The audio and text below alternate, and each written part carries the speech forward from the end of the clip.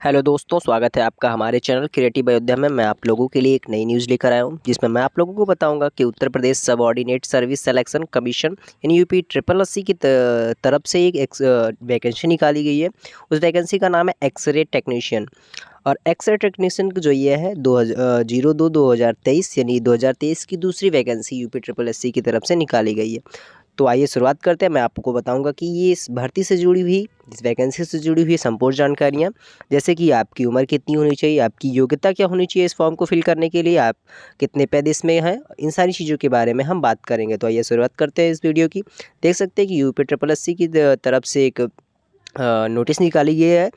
और नोटिस में बताया गया, सबसे ऊपर ही देख सकते हैं, एक्सरे टेक्नीशियन मुख्य सामान्य चयन, मुख्य परीक्षा प्रारंभिक आर्ता परीक्षा 2023 यानी पीईटी की तरफ से जो 2022 पेपर हुआ था, उसी के बेस पे ये पेपर होगा, उसी के ये मेन एग्ज़ाम है। यानी जितने लोग पेट का एग्ज़ाम दिए होंगे वही इस फॉर्म को फिल कर सकते हैं। देख सकते हैं कि विज्ञापन के प्रकाशन की जो तिथि है वो 8/6/2023 यानी 8 जून को ये नोटिस निकाली गई है। और इसको जो एप्लीकेशन बिगिन होगा वो 15/6/2023 यानी 15 जून से स्टार्ट होगा। और इसकी लास्ट जो डेट है वो 5/7/2023 यानी 5 जुलाई को आप जो है लास्ट डेट मान लीजिए कि लास्ट डेट ये है 5/7/2023। और इसकी जो संशोधन मान लीजिए आप कोई त्रुटि कर देते, कोई गलती कर देते फॉर्म में, तो आप सही करने के जो आपके पास टाइम रहेगा वो 12 जुलाई तक रहेगा। अब विशेष कथन में यही चीज़ बताई गई है कि 5 से लेके और 7 के बीच में आप फॉर्म को संशोधित कर सकते हैं। और 5 तारीख तक आपको शुल्क यानी फ़ीस को कटवा लेना है। अगर फ़ीस को आप नहीं काटते तो उसके बाद में अगर आप कोई भी तरह की फ़ीस को जो है सबमिट कर दे तो वो एक्सेप्टेबल नहीं रहेगा, उसको एक्सेप्ट नहीं किया जाएगा। इस विशेष कथन में सिंपल सी बात यही बताई गई है।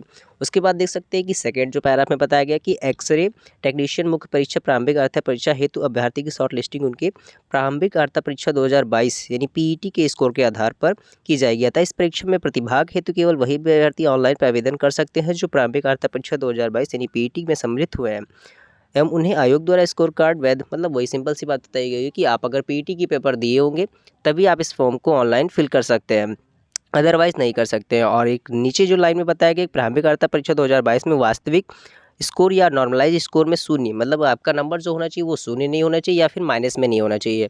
अगर इससे आपका शून्य से ज़्यादा है, माइनस में नहीं है, तो आप फॉर्म को फिल कर सकते हैं, चाहे वो जितना ही नंबर हो आपका। नंबर से, अब क्योंकि अभी इसका जो है नंबर नहीं बताया गया कि आपका कितना नंबर है, जितने भी लोग जो है पास हैं, जिनका शून्य या शून्य से कम नहीं है, वो इस फॉर्म को फिल कर सकते हैं।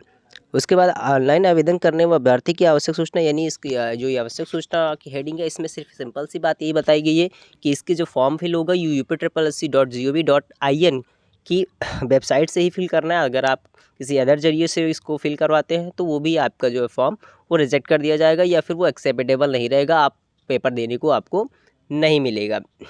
इतनी सी बात आपको बताई गई है। अब आगे आप बताया गया है कि आप देख सकते हैं, बताया गया कि आवेदन प्रक्रिया के संबंधित निर्देश। अब इसमें आप किस तरीके से जो है फॉर्म को फिल कर सकते हैं ये चीज़ें बताई गई है। लिखा है प्रारंभिक अर्हता परीक्षा के रजिस्ट्रेशन नंबर के साथ अभ्यर्थी का प्रमाणीकृत या लॉगिन कर सकता है, मतलब आपके पास आपका पीईटी का रजिस्ट्रेशन नंबर होना चाहिए, जो कि आपके पेट के सर्टिफिकेट पे आपको मेंशन किया हुआ मिल जाएगा।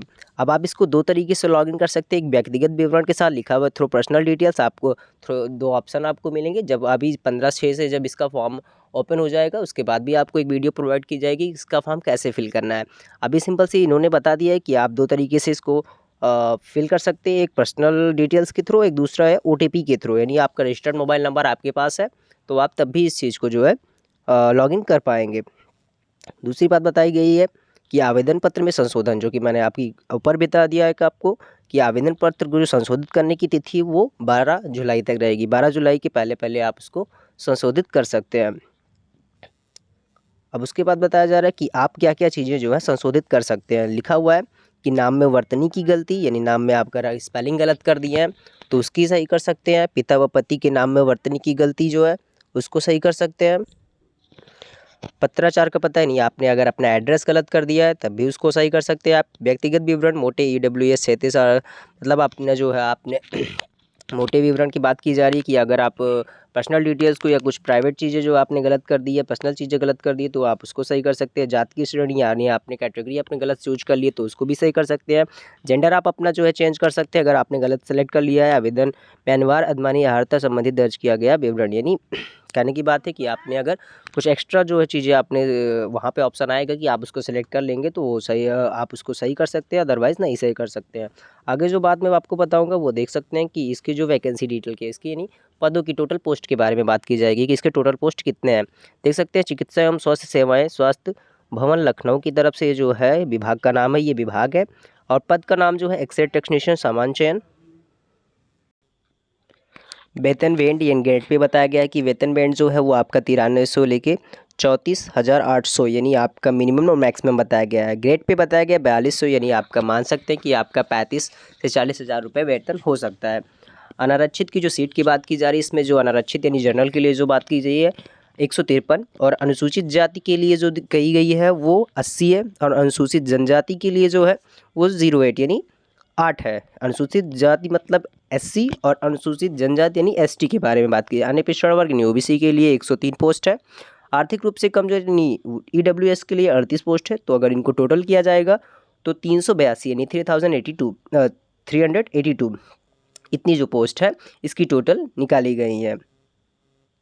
अब आगे बात की जा रही है विज्ञापन पदों हेतु अहर्ता यानी आपकी योग्यता, आपकी एलिजिबिलिटी क्या होनी चाहिए। अहर्ताएँ जो आपकी होनी चाहिए, अनिवार्य अहर्ता जो इसकी होनी चाहिए उत्तर प्रदेश एक्स-रे प्रविधि सेवा नियमावली 1986 नियम के 8 के अनुसार पदों पर भर्ती के लिए अभ्यर्थी के पास उत्तर प्रदेश राज्य चिकित्सा संकाय का एक्सरे में डिप्लोमा यानी आप जो डिप्लोमा किए हों वो एक्सरे से किए हों या उक्त संकाय द्वारा समकक्ष मान्यता प्राप्त कोई अन्य अहर्ता होनी चाहिए।